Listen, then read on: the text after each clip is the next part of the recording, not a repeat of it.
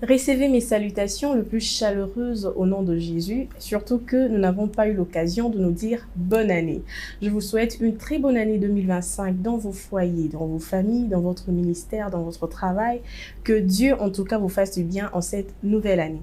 Ici Eunice Damasala Kikaba et bienvenue sur ces plateaux de femmes, épouses et mères. Nous nous retrouvons tout juste après cet élément afin d'aller à la découverte de notre invité du jour. À tout à l'heure. Elle s'appelle Gloria Osongo Mamba, mariée depuis 10 ans actuellement au pasteur John Mamba, pasteur principal de l'église La Compassion Extension des Bandalous. Elle a fait ses études supérieures en sciences infirmières et marketing management. Elle a œuvré dans le secteur bancaire pendant 8 ans. Actuellement, selon l'orientation du Saint-Esprit, elle travaille dans son ministère pastoral à l'église La Compassion Extension de Bandalous comme assistante.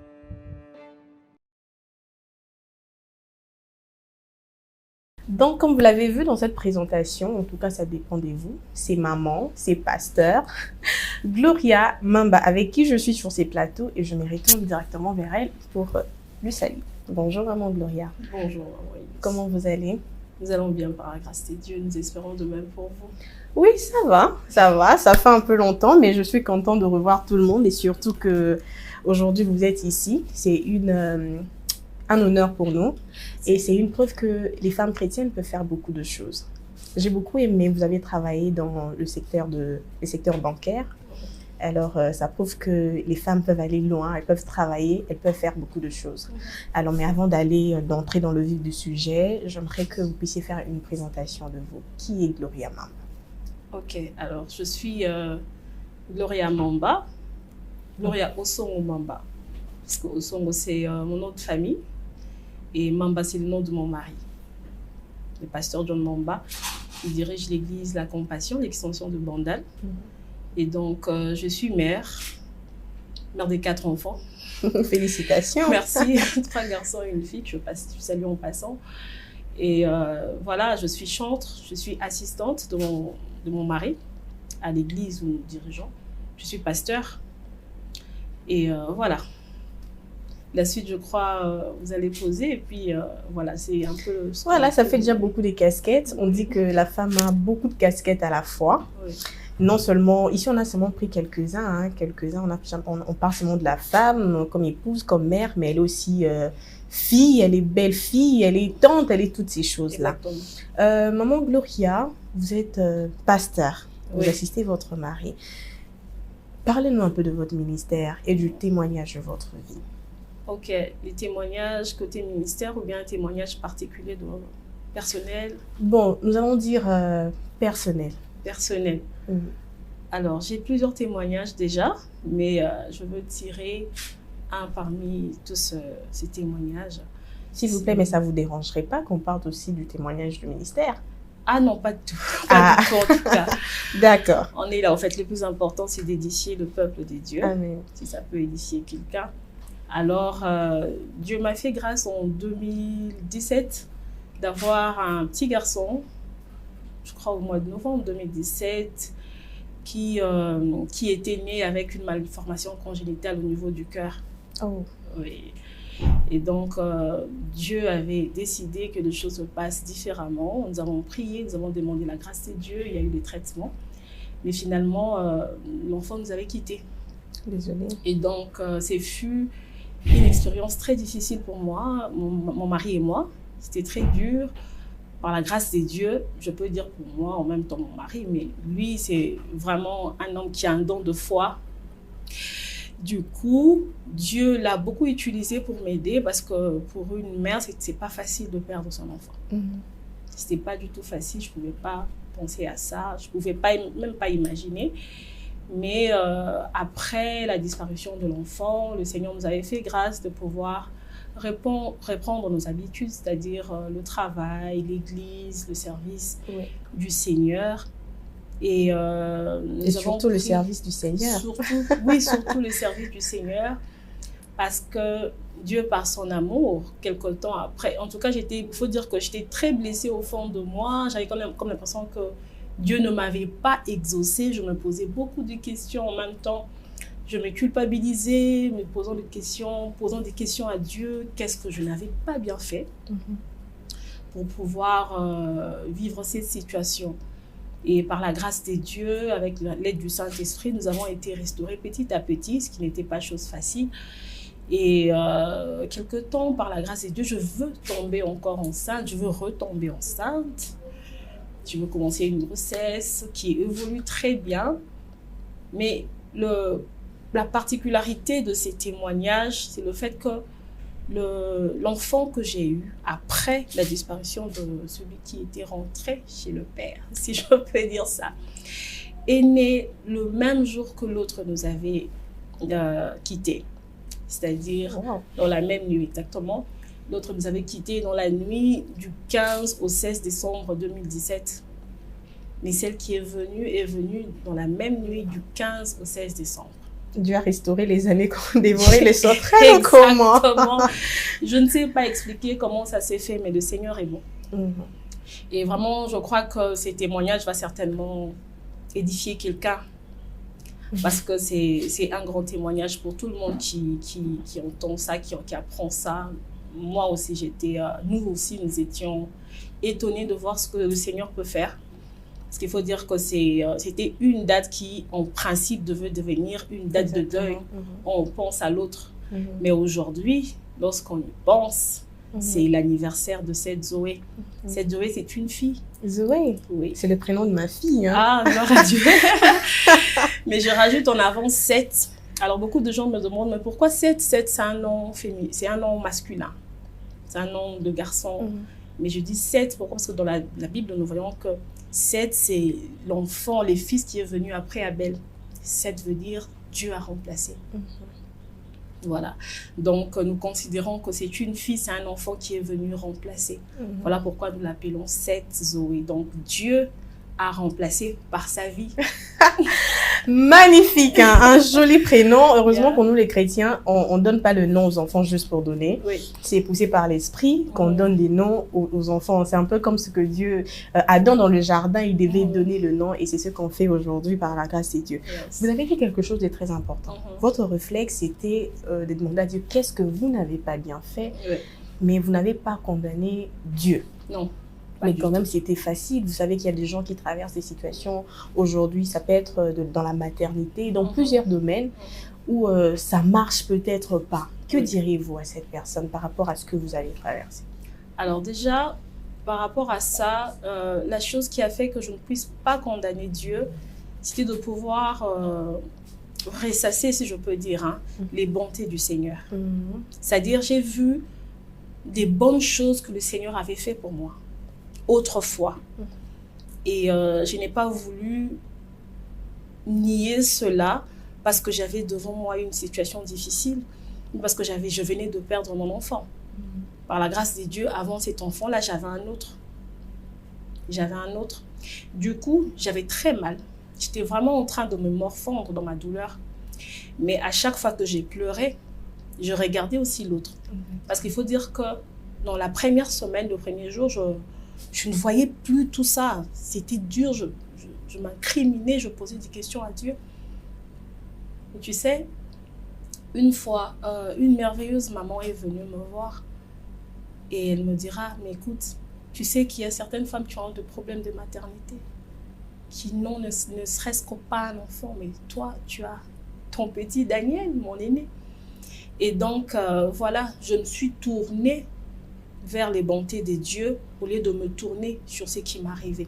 Et je crois que c'est la chose qui m'avait donné beaucoup de force.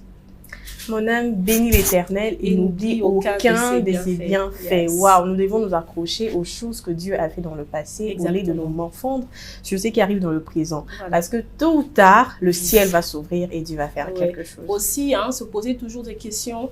Pourquoi je traverse cette situation? Parce que nous ne traversons pas une situation par hasard. Le Seigneur permet toutes choses parce qu'il est le maître de temps et des circonstances. Il permet toutes choses pour un but.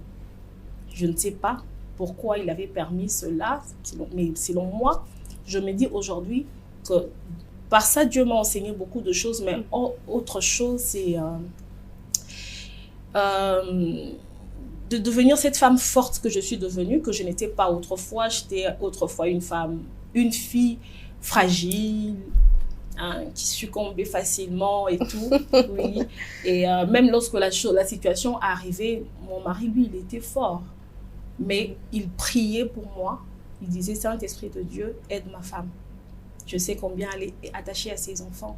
Je sais que ce ne sont pas les paroles humaines qui vont l'aider. Mais elle a besoin de toi. Ouais. Donc, voilà. Alors, parlez-nous un peu de votre ministère. Parce que, bon, peut-être, je peux me dire que si vous avez été venu, vous êtes aujourd'hui là devant nous, c'est parce que vous êtes pasteur. Non. À l'époque, je n'étais pas pasteur. À l'époque, vous n'étiez pas pasteur. Non. Alors, comment cela est arrivé? Non, je n'étais pas pasteur à l'époque. À l'époque, j'étais une simple chrétienne, servante des dieux. J'étais chantre. Chantre. Votre mari, il était déjà pasteur? Non, non plus. Non. Donc, vous avez su le ministère pastoral dans le mariage? Nous avons été consacrés bien après. Par la grâce de Dieu, on aura 10 ans de mariage au mois de juin. Félicitations. Merci. Je m'incline devant ces 10 ans. Hein. Donc, nous aurons 10 ans au mois de juin. Et les choses dont je parle, c'est arrivé en 2017. C'est-à-dire 2 ans après le mariage. Mon mari a été consacré en 2019 comme pasteur. Et moi, en 2023. Vous l'aviez toujours su? Non. Non. Je savais que j'étais servante de Dieu, appelée. Mais il faut dire que c'est quelque chose qui a été découvert avec le temps. Ouais. Super. Alors, Maman Gloria, pensez-vous que c'est quelque chose de compliqué, de difficile de combiner son travail, le séculier, le ministère, puisque aujourd'hui vous êtes pasteur, et votre vie de foyer, c'est-à-dire maman et épouse en même temps? Ok, alors c'est possible d'avoir plusieurs casquettes, de porter plusieurs casquettes, mais il faut dire, c'est possible, mais ce n'est pas toujours facile. Ce n'est pas toujours facile. Oui. Donc, on ne peut pas condamner certaines femmes qui n'arrivent pas à combiner le tout. Ils préfèrent garder son travail et pas être au foyer. Non. Vous savez, hein, Dieu a déposé en nous, en chacune de personnes qu'il a créées, la possibilité de gérer plusieurs choses. Vous serez d'accord avec moi que dans le jardin, il n'y avait que Adam et Ève. Ils avaient les jardins pour eux-mêmes. C'est-à-dire, c'était eux les gérants de ce que le Seigneur avait créé. Ils étaient les gérants de la création. Donc, Dieu a déposé en nous la possibilité de pouvoir gérer plusieurs choses. Seulement, il faut se donner la discipline. Voilà. Aussi, ne pas embrasser toutes choses à la fois. Poser toujours la question à Dieu, c'est à quoi je suis appelée. Parce qu'il y a aussi un problème. Il y a ces personnes qui font tout, touche à tout. Finalement, qui ne terminent rien du tout. Le plus important, je crois, c'est de pouvoir demander ce à quoi Dieu vous a appelé. Si Dieu vous a appelé à travailler dans les séculiers et dans le ministère, il va vous donner la force, il va vous capacifier pour cela. Voilà. Mais s'il vous a appelé dans les séculiers, alors il sait comment est-ce qu'il va vous orienter. Parce que même là, dans ce que vous faites, vous pouvez aussi faire le ministère. Le ministère, ce n'est pas seulement être pasteur dans une église, ce n'est pas seulement être chantre, conducteur des louanges et autres. Voilà, on peut travailler dans un bureau. Avant de devenir pasteur, j'ai travaillé dans un bureau. J'ai prêché mes collègues du bureau. Qui d'autres prient aujourd'hui à l'église où je dirige? Voilà, un bon témoignage. Donc, voilà. Vous avez dit que vous travaillez, donc vous avez conjugué dans le passé. Oui. Donc, pour vous, ça n'a pas été facile de combiner le tout ou tout simplement, c'est que Dieu vous a demandé, bon, on va laisser ça et puis on va se concentrer sur l'autre. Bon, en travaillant, je savais que c'était un tremplin. Oui, je savais que c'était un tremplin. Je savais que je n'allais pas totalement rester dans le travail auquel j'étais, dans le secteur bancaire. Dans une banque, j'ai fait 8 ans. 8 ans. En travaillant. Et par la grâce de Dieu, tout en travaillant, j'ai eu mes 3 enfants en travaillant dans les séculiers et en même temps servante de Dieu. C'était pas facile. C'est vrai que les gens me demandaient, me posaient des questions. Mais écoute, comment tu fais? C'est pas possible. Si je dis comment je faisais, pour montrer que j'étais forte. Alors, je me mens à moi-même aussi, parce que moi-même, je sais pas. Je crois que c'était le Saint-Esprit qui m'aidait. Mais aussi, comme je l'ai dit au départ, c'est aussi question de discipline. Et discipline, c'est lancer des objectifs et voilà. Voilà, donc le Seigneur nous a quand même aidés. Bon, vous avez travaillé pendant 8 ans. Oui, 8 ans. Donc, bon, certaines personnes, hein, c'est la société, c'est pas moi. La société dit que quand on met la femme et l'argent, c'est comme si on mettait une chèvre et le feuille de manioc. C'est-à-dire que la femme aime beaucoup l'argent. Vous pensez que, puisque vous étiez dedans, vous pensez que c'est un bon environnement pour une femme chrétienne et de surcroît une pasteur? Bon, la femme aime l'argent, la femme n'aime pas l'argent, c'est compliqué, maman. Je crois que tout homme a besoin d'argent. Les hommes ont besoin d'argent, les hommes aiment l'argent, les femmes ont besoin d'argent, les femmes aiment l'argent. Pour être embellie tel que nous sommes, il faut de l'argent. Je n'irai pas chez un coiffeur lui dire, écoute, je suis servante de Dieu, coiffe-moi les cheveux. Il ne va pas me coiffer. J'ai besoin d'argent pour aller me faire coiffer. Alors, qu'est-ce que je veux dire par là? Est-ce que le travail n'a pas de problème. Travailler dans une banque, dans la fonction publique, tout n'a pas de problème. Déjà que le Seigneur ne nous interdit pas de travailler. Mais le plus important, c'est de travailler dans quelque chose qui ne nuit pas à ce que tu es. Ok? Quelque chose qui ne nuit pas dans ce que tu es, ce que le Seigneur a déposé en toi. Si ton travail ne nuit pas au dépôt que le Seigneur a déposé en toi, alors là, ça ne pose aucun problème. Mais si ce que tu fais empêche à l'Esprit de Dieu de pouvoir s'épanouir en toi, déjà c'est un problème. Voilà. Donc, je ne crois pas que travailler dans un secteur bancaire ou, je ne sais pas, à la fonction publique ou bien, je ne sais dans quelle entreprise, puisse poser problème. Voilà. Je crois que le plus important, c'est de travailler de manière honnête, gagner de son argent comme il se doit et puis voilà. Et pour le reste, tout le monde aime l'argent.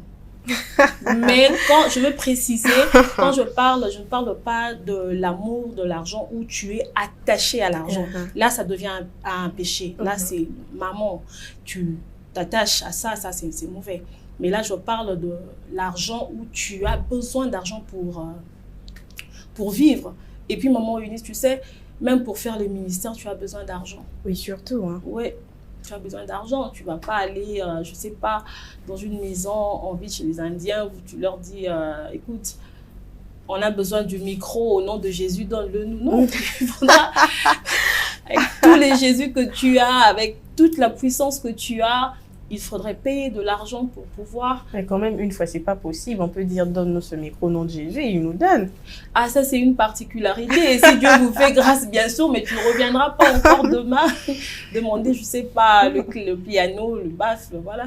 On a tout besoin puisque, bon, on va pas seulement, je m'attarde pas seulement sur le secteur bancaire. Oui.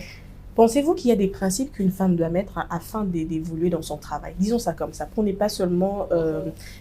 nous attarder sur le secteur bancaire. Alors, parce que vous avez fait 8 ans quand même. Oui, oui. Alors, déjà, le principe va du moment où tu as une vision de ta vie. Vous savez, il y a des femmes, il y a des personnes, des femmes en particulier, qui n'ont pas de vision claire. Il m'est arrivé plus d'une fois de parler avec certaines sœurs, parce que j'encadre souvent les sœurs, les femmes. Tu parles avec elle, ben, elle te dit, je n'ai pas de vision. C'est quoi que tu... Non, moi je vois que Dieu me fasse grâce, que je me marie. Et j'ai comme l'impression que c'est la grande vision de presque toutes les femmes. Alors que je crois que quand tu connais ce que Dieu a déposé en toi, alors tu te dis, je dois faire ça de telle manière, je dois faire ça de telle manière, je dois faire ça de telle manière. Voilà. Donc, les principes, par exemple, que moi, j'ai eu de manière particulière, c'était que je voulais me développer. Et je crois que c'était important pour moi de travailler dans ce secteur-là parce que là où je suis aujourd'hui, le fait que j'ai travaillé autrefois, ça m'a beaucoup aidé. Déjà, on était... du fait de travailler avec des collègues, qui ne sont pas forcément chrétiens. Surtout ça m'a beaucoup aidée parce que j'ai grandi dans une famille chrétienne. Je suis une fille qui a grandi à l'église, à la chorale depuis que je suis petite et ainsi de suite. Et donc, à un moment, vous avez comme l'impression que vous êtes entouré des chrétiens, qui sont les enfants de Dieu. Mais lorsque vous venez dans les milieux professionnels, écoute, on n'a pas besoin de savoir si l'autre est chrétien ou pas. On a plusieurs confessions, il y a même de ces personnes qui ne sont pas nécessairement dans la religion, mais vous travaillez avec eux et par moments, c'est même ton chef. Vous voyez? Donc, voilà, le fait de travailler dans le monde professionnel m'a beaucoup aidé à pouvoir m'ouvrir à toutes ces personnes-là qui ne sont pas nécessairement chrétiens. Et ça m'a aidé à m'épanouir aussi d'une certaine manière. Aussi, j'étais quelqu'un de renfermé. Ça m'a aidé à m'ouvrir. Je faisais rarement le premier pas. Et voilà, je ne sais pas si ça continue jusqu'à aujourd'hui, mais je crois qu'on ne dira pas ça. Je faisais rarement le premier pas, mais ce n'était pas vraiment de manière exprès. Hein, c'était par rapport à ma personnalité. Mais en travaillant là où j'étais, ça m'a aidé à prendre du courage. Hein, aujourd'hui, je peux faire le premier pas. J'ai brisé la glace que j'avais auparavant. Voilà. À toutes les femmes, à toutes les épouses et les mères, pourquoi pas à tous les messieurs en tout cas qui nous regardent. Le plus important, c'est de connaître ce que Dieu a déposé en nous. Ce n'est pas trop tard. Vous pouvez déjà avoir vos enfants. Ce n'est pas trop tard. Priez afin de savoir où Dieu vous attend exactement. Pour certaines femmes, ça peut être dans son foyer. Elle va exercer là-bas. Et puis d'autres, elle doit combiner le tout par la grâce des dieux. Alors, maman, je vais évoquer quelque chose. C'est juste par rapport à ce que vous avez dit. C'est que il y a des femmes, vous avez dit, qui viennent auprès de vous, mais qui n'ont pas de vision. Puisque vous êtes pasteur, pensez-vous que l'Église, à ce jour, aide ces femmes ou peut-être aide tout simplement les chrétiens à se connaître? Parce qu'on vient à l'église très souvent, on prie, bon, je vais me marier, je vais avoir des enfants, je vais voyager, je vais un travail. Mais est-ce que l'église vraiment s'assoit sur le fait que la personne puisse se connaître? Maman, vous savez que l'église fait un grand travail. L'église fait un grand travail. Facilement, quand je vois sur les réseaux sociaux et autres, j'ai comme l'impression que les gens ont tendance à accuser l'église par rapport à la société qui ne marche pas. Et pourtant, l'église fait un grand travail. Moi, en particulier, je suis les témoignages de l'église. Les gens diront que c'est parce que tu es pasteur. Je vous ai dit que je suis devenue pasteur en 2023, mais je n'ai pas 2 ans, je n'ai pas 3 ans. J'ai 4 enfants, je suis maman. C'est-à-dire que je suis une grande personne. L'église m'a beaucoup aidée. Comme je vous ai dit tout à l'heure, j'ai grandi, j'étais une fille avec beaucoup de blessures. Déjà, de par mon histoire, ça, je crois, on en parlera un autre jour. J'étais quelqu'un je me disais que quand je veux grandir, parce que je grandissais, quand je veux grandir, je ne veux pas me marier. Et quand je disais ça, j'étais chrétienne. Je venais à l'église comme tout le monde. Mais je disais que je n'allais pas me marier. Je veux vivre ma vie, je serai professionnelle, voilà. Je veux servir Dieu à cause de certainement de blessures intérieures que j'avais. Mais en étant à l'église, j'avais de bons encadreurs, si je peux dire ça, qui m'ont aidé à me découvrir, à découvrir qui j'étais, qui me conseillaient, qui priaient pour moi et avec moi, qui m'ont montré ce que je devais faire, ce que je ne devais pas faire pour pouvoir aller de l'avant. Et ça m'a beaucoup aidé. Donc, je dis que si mon église m'avait aidé, je crois qu'aujourd'hui, l'église aide beaucoup les gens. Moi, j'ai des filles qui viennent vers moi qui me disent « Maman, j'aimerais bien être comme toi. » Bien que je ne conseille pas que vous soyez comme moi parce que chacun de nous a ce combat. Peut-être que si je vous donnais mes combats, vous direz « Ah, vous n'avez quitter que les gens débrouillés et tout. » Voilà. Donc, l'église fait un grand travail aujourd'hui. L'église fait un grand travail. Après, je dis, l'église a sa responsabilité. La famille aussi a sa responsabilité. Parce qu'avant de venir à l'église, nous avons toutes de famille. Exactement. Dans la plupart des églises au Congo, à Kinshasa, nous avons 3 cultes, par exemple, dans la semaine. Dans le 3 cultes, c'est de 2 heures, 2 heures, 2 heures. Mais toutes ces heures-là, nous sommes dans nos familles, nous sommes dans les universités, écoles et autres. Donc, ce n'est pas seulement la responsabilité de l'Église. Il y a aussi la responsabilité de famille, il y a aussi la responsabilité de là où nous étudions chacun dans son domaine. Voilà, donc l'Église fait sa part. En tout cas, de par mon témoignage, je me dis que l'Église fait sa part.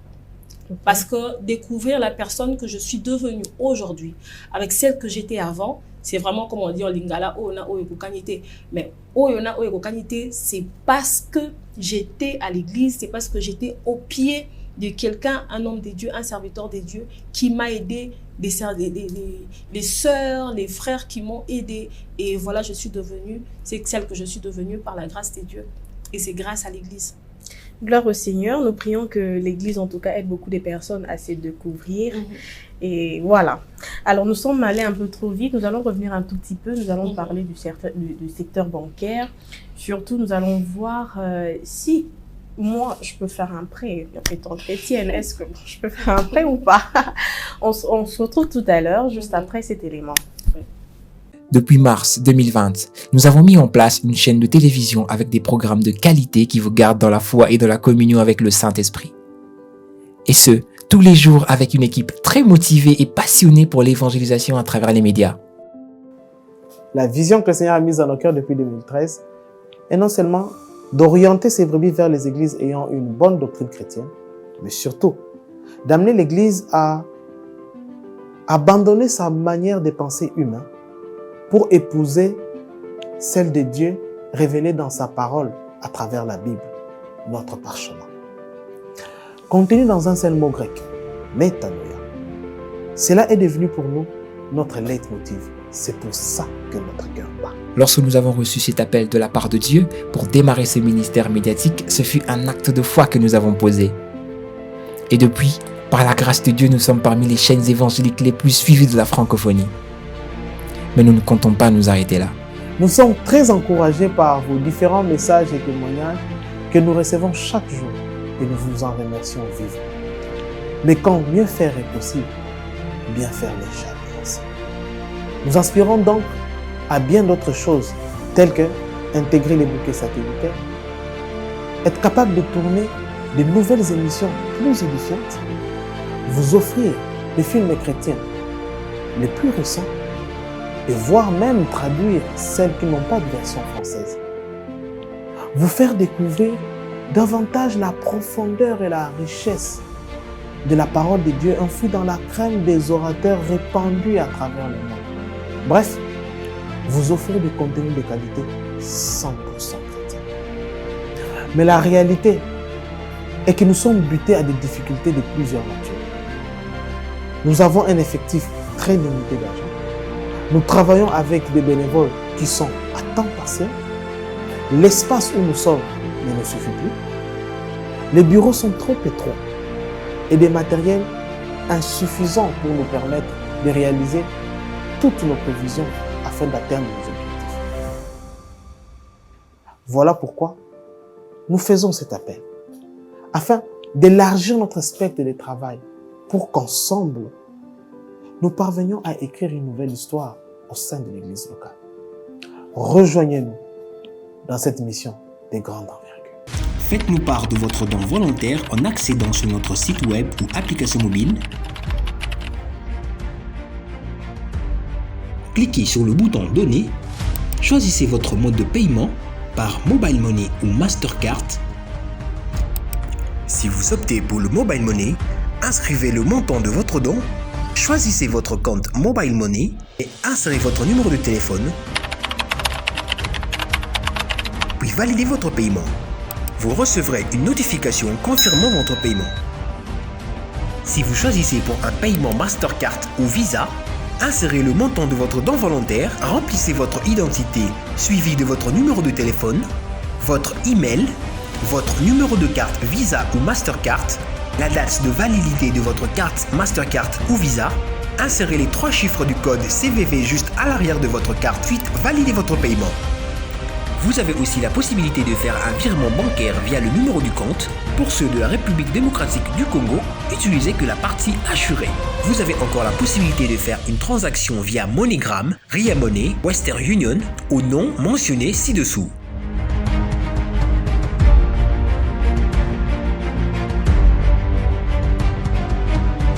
De retour sur ces plateaux de femmes épouses mères, bienvenue à vous si vous venez de nous rejoindre. Vous pouvez suivre l'intégralité de ce programme sur notre site, sur notre chaîne YouTube Metanoia Télévision.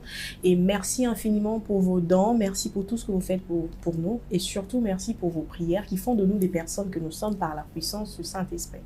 Alors, nous sommes en train de parler du secteur bancaire. Certainement d'autres personnes nous regardent et disent « c'est quoi le secteur bancaire ?» Ils parlent de quoi exactement?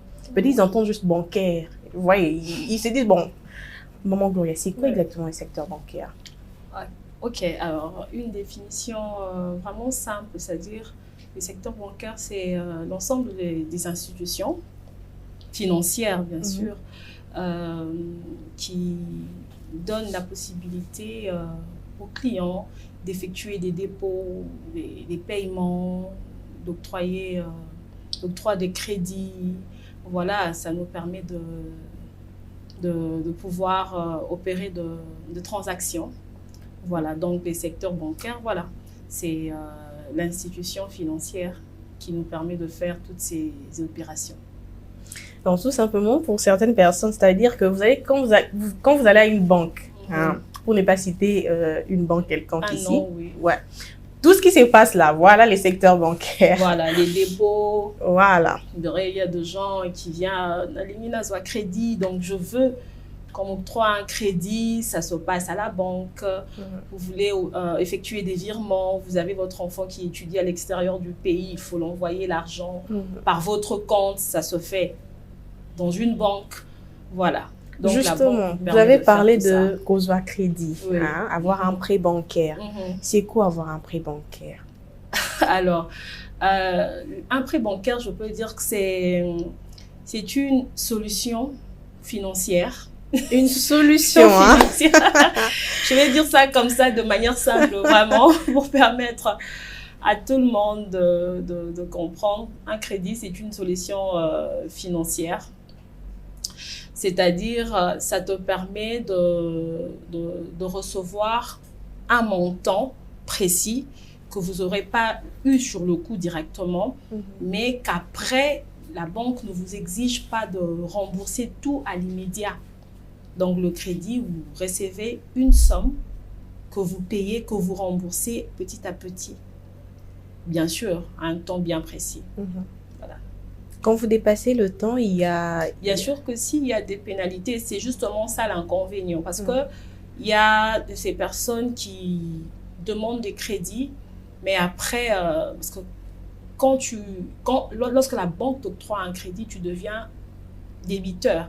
Mais il y a de ces personnes que tu verras, il a un crédit, elle a un crédit, mais ne rembourse pas, ou soit rembourse après. Il y a une date précise pour rembourser, bien pour le remboursement. Tout est écrit sur le contrat lorsque vous venez pour l'octroi d'un crédit. Je ne sais pas, un 10 ou bien 5 du mois, mais vous verrez quelqu'un payer 5 jours après, une semaine après, voire faire passer tout un mois. Ne sachant pas que lorsque vous faites ça, il y aura de pénalités. Et prochainement, on ne peut pas vous octroyer. Bien sûr que si, c'est ça l'inconvénient. Prochainement, la banque ne pourra plus vous octroyer les crédits. Mais non seulement ça, vous courez les risques de tomber sur le surendettement parce que vous avez la pénalité. La pénalité, vous payez plus que ce qui était prévu. Mais vous savez, il y a beaucoup de gens, surtout dans notre société, qui ont peur d'aller prendre de crédit. Bon, ils disent qu'il y a certainement beaucoup des conditions. Et surtout que, bon, je ne sais pas, je vous demande, c'est les crédits sont, disons, des montants. Sont donnés par rapport à ce que vous faites comme activité. Ah, ok. Donc, vous voulez savoir si on vous donne les crédits par rapport à ce que vous faites comme activité. Activité, oui, mais aussi votre revenu. Ok. Oui, les revenus que vous présentez à la banque. Déjà, pour que la banque vous octroie un crédit, il faut que vous soyez client. Et si vous êtes client, c'est-à-dire la banque sait suivre vos opérations de près. Si vous gagnez un certain montant, on ne va pas non plus vous donner un crédit d'un certain montant, au risque justement de ne pas vous aider, que vous puissiez tomber dans le surendettement. Vous voyez? Donc voilà. Sinon, la banque octroie les crédits. C'est l'un des services liés à la banque. Seulement, ce que je peux plutôt aider quelqu'un ici, c'est de pouvoir orienter la personne vers son gestionnaire de compte, parce qu'il y a de ces personnes dans les banques qui viennent mais qui ne savent pas qu'ils ont des gestionnaires de compte. Justement, c'est ça le problème. Lorsqu'on ne sait pas. Non, lorsqu'on est client dans une banque, c'est-à-dire on a un gestionnaire de compte qui suit notre dossier, notre compte de prêt.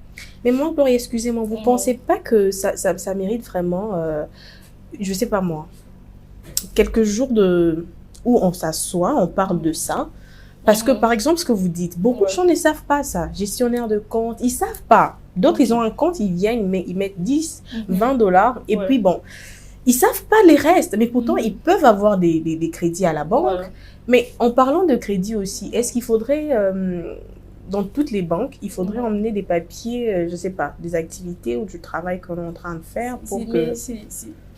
Et comment on sait que tu vas rembourser si on n'est pas au courant de ce que vous faites? Mais il y a des mamans, des femmes maraîchères qui ont besoin peut-être du crédit, mais... Au moins, il faut prouver ce que vous faites. Au moins, il faut prouver. Voilà pourquoi la meilleure option est de pouvoir se tourner vers son gestionnaire de compte.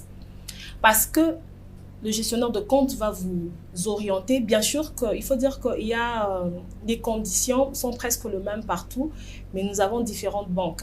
Nous avons différentes banques. Du coup, moi, je me dis, peut-être que le conseil que tel, on s'est décidé de ne pas citer le nom d'une banque ici présente.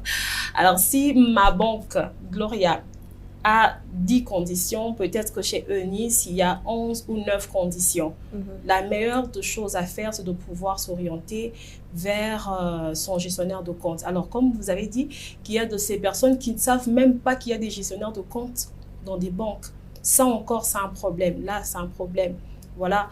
Et vous verrez, vous appelez, parce que ça nous est arrivé 2 fois, vous appelez un client, mais dit, mais écoute, c'est qui mon gestionnaire? Je ne le connais pas. Alors, oui, voilà.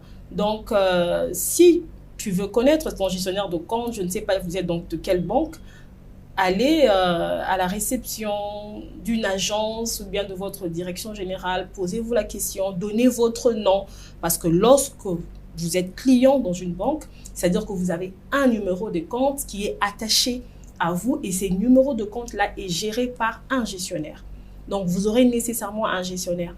Et si vous ne pouvez pas le connaître personnellement, alors allez justement vous renseigner. On vous dira que vous avez certainement un gestionnaire. On pourra vous donner son nom et même son numéro de téléphone. Vous avez la possibilité de l'appeler et avoir des renseignements par téléphone. Justement, je confirme ce que la Bible dit, c'est que les gens sont en train de périr faute de connaissances. Hein. Beaucoup de personnes, en tout cas, surtout dans la vie courante, dans la société, ne savent pas toutes ces choses. Pour eux, certainement, la banque, c'est juste pour aller... je vais juste conserver mon argent parce que j'ai besoin d'atteindre un certain montant. Et puis, c'est tout. Les restes, je m'en fous ou je ne connais pas. Alors, quels sont les avantages liés à cette activité-là? Ok, à l'activité, le prêt bancaire. Oui. Ok, d'accord. Déjà, comme j'avais dit au départ pour la définition, lorsque vous demandez c'est quoi et tout, j'ai parlé de la solution financière. Le prêt bancaire est une solution financière. Ça vous donne la possibilité des avantages, hein, c'est-à-dire ça vous donne la possibilité de travailler sur votre projet de manière rapide. Ok. Pensez-vous... Par exemple,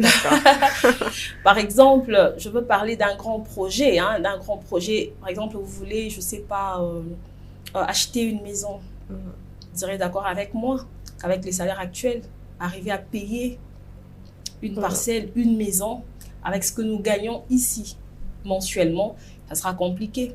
Mais le prêt bancaire vous donne la possibilité d'acheter votre parcelle et puis rembourser petit à petit au fil des années, bien sûr. Il y a un temps précis mais au moins vous avez déjà votre maison et lorsque vous finissez le remboursement, vous avez votre maison à vous. Mais vous serez d'accord avec moi que ce même montant-là, si vous n'aviez pas un crédit, en tout cas, peut-être que au cause de la possibilité, il y a Justement. Voilà. Et lorsque vous avez un prêt, c'est comme une obligation. Vous êtes obligé. Donc, obligé d'acheter ce que vous avez déjà. Vous voyez? Donc, voilà. Donc, c'est une solution financière qui vous donne la possibilité de mettre en pratique votre projet de manière rapide. Donc, en réalité, si vraiment la société ou la plupart des personnes avaient des informations comme ça, je pense que on arrivera à bien gérer notre argent et on pourrait se permettre certaines choses. Oui, je pense vraiment que c'est ça. Mais si la personne meurt alors, parce que quand vous parlez, je me suis dit, on t'a tout fini. Quand qui va rembourser ça à sa place? Alors, il faut dire que le noir en particulier, nous le noir... Je peux me faire passer pour un mort. Nous le noir, nous avons peur de parler de la mort. Après, on fera comment et tout. On a comme l'impression qu'on attire l'esprit de mort. Non, il faut en parler, c'est important, surtout lorsqu'on devient parent et autres. Alors, il y a les assurances. Il y a des assurances. Déjà, il y a dans certaines banques, je crois que c'est comme ça partout, je ne sais pas trop, mais je sais que dans certaines banques sérieuses, il y a un système d'assurance où lorsqu'on vous octroie un crédit, vous payez aussi votre assureur. Au cas où, lorsque on ne sait pas ce qui est fait de demain, si jamais Dieu vous rappelait à lui, cet assureur-là va prendre les devants. Mais il ne va pas seulement prendre les devants pour vous rembourser votre dette et même pour protéger ce que vous avez pu obtenir pour vos enfants, pour votre épouse, surtout les hommes, pour votre épouse, si c'est l'épouse, pour votre famille. Voilà. Donc l'assureur est là et voilà. Mais seulement, dans la généralité ou bien le Congolais en particulier, nous n'avons pas encore travaillé ou bien développé ce côté-là où vous verrez quelqu'un aller assurer sa maison, assurer sa voiture, alors que c'est important parce que ça vous épargne. Et puis, il y a un moment, c'est le banque qui perdait plus qu'il n'est gagné parce que lorsque quelqu'un meurt, il n'y avait plus quelqu'un auprès de qui demander de l'argent. Imagine que mon client meurt aujourd'hui, qui avait un crédit. Il a un enfant de 5 ans. Je n'irai pas chez un enfant de 5 ans lui demander de l'argent. OK? Donc, c'était ça le problème. Et aujourd'hui, il y a un système d'assurance. Donc, lorsqu'on vous octroie un crédit, c'est une obligation de payer l'assureur et l'assureur prend en charge tout si jamais vous disparaissez. En tout cas, je pense que c'est vraiment très bien comme méthode. Bon, mais ces histoires aussi d'assurance, je pense que c'est juste le manque de communication. On n'a pas bien communiqué aux gens, on n'a pas bien expliqué aux gens les avantages et tout. Pensez-vous qu'un chrétien peut se permettre d'aller vers une banque pour un prêt, bibliquement parlant en tout cas? Bien sûr que si. Bien sûr que si. Un chrétien, la Bible n'interdit pas l'octroi d'un crédit. N'interdit pas l'octroi d'un crédit. C'est que la Bible interdit, c'est de pouvoir... Tu prends un crédit et tu ne rembourses pas. C'est ça que la Bible interdit. Vous verrez, je crois, dans Psaume 37, le verset 21, la Bible dit que le méchant emprunte et ne rembourse pas. J'ai essayé de paragrapher et tout. Vous allez lire Psaume 37, 21. Et tout. Donc, c'est-à-dire, la Bible reconnaît que tu peux te créditer auprès de quelqu'un, mais il faut rembourser ce que vous avez fait. Oui. Gloire au Seigneur. Donc, n'hésitez pas d'aller auprès de votre gestionnaire du compte, votre gestionnaire, et posez toutes les questions du monde comme vous le voulez. Et faites de près, avancez dans ce que vous faites. Et surtout, comme on l'a dit au préalable, n'oubliez surtout pas de prier afin que vous puissiez vous découvrir vous-même. Il faut d'abord vous découvrir. On ne dit pas qu'il faudrait directement aller faire un prêt pour commencer un commerce ou quelque chose. Découvrez-vous d'abord et rassurez-vous que Dieu vous attend dans ça, priez et allez voir votre gestionnaire du compte. Oui. Maman Gloria, merci beaucoup de votre passage sur le plateau de Famille Plus Merci Mère. plutôt à toi, maman Elise. C'est très gentil. Nous sommes bénis. Amen. J'espère que vous allez tenir ces genres de conférences dans votre église pour permettre aux gens, en tout cas, d'avoir de la C'est en connaissance. projet, Ah, ça, c'est une très bonne chose. avec beaucoup d'autres choses, bien sûr. Ah, nous serons ravis de prendre part à cela parce que c'est très important. Oui. À la spiritualité, on doit aussi ajouter la science. sagesse. Voilà. Donc, merci beaucoup. Merci. J'espère que nous allons nous revoir pour les prochaines occasions afin d'approfondir et de parler des autres sujets par la grâce du Seigneur. Amen. Et merci à vous qui êtes là depuis le début. Merci à vous d'avoir partagé ces moments avec nous. Une fois de plus, une très bonne année 2025. J'espère par la grâce de Dieu vous revoir très prochainement afin que nous puissions aborder d'autres aspects de la vie des femmes, des épouses, des mères, pourquoi pas de la vie en général. N'hésitez surtout pas de nous écrire sur nos pages Facebook, Instagram. N'hésitez pas d'aller jeter un coup d'œil sur notre site internet ou sur notre chaîne YouTube Métanoïa à la télévision. Et si Dieu vous met à cœur de participer à cette œuvre financièrement, matériellement ou d'une autre nature, n'hésitez surtout pas. Que Dieu vous bénisse abondamment. Nous allons nous retrouver très prochainement. Au revoir.